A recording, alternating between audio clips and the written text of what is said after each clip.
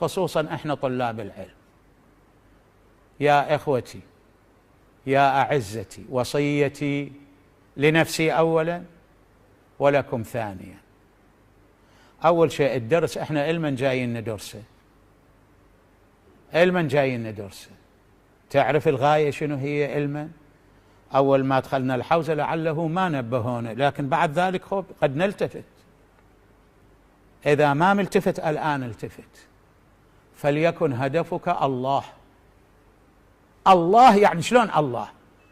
يعني هدفي أنا أتعلم حتى أروح أخدم منطقتي غير منطقتي، لكن لوجه الله، مو لأجل أنه غايات وأهداف أخرى.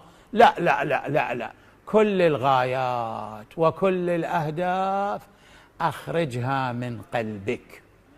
ترى كلها تحطمك ودرسك ما يكون عبادة وما تنتفع، وإذا تنتفع منفعة ظاهرية تزول بزوال الدنيا. دخلي المنفعة مالتك إلى الآخرة حتى تحصل بذلك على الآخرة. اجعل دراستك كلها، إذا ما كنت تدري من الآن صمم وقل لله عز وجل: يا ربي أنت هم ساعدني على ذلك، أنا هم ضعيف أريد أن تساعدني، هذا هم أطلبه من الله عز وجل. هدفك خل يكون الله عز وجل، أو مو إذا تعلمت حكاية أو حكايتين يصير بناءك بالك بالك وأنا وأنا، وتقوم تطبع كتب وتسوي اسمك وتخلي وإلى آخره. الشيخ محمد جواد البلاغي بعظمته تسامع به، تعرفه؟ صاحب كتاب الهدى إلى دين المصطفى، هذا الكتاب القيم الذي كتبه اسمه ما كتب على الكتاب. لاحظ الطبعات الأولى.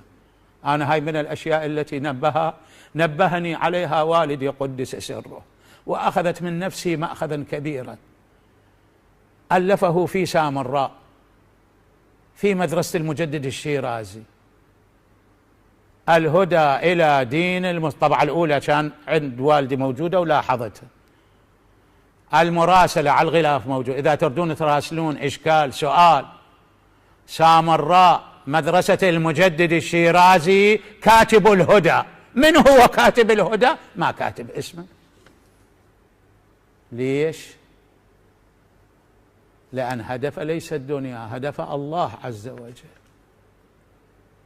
وكم خدم تعلم العبرية وقام يرد على الإنجيل ليش؟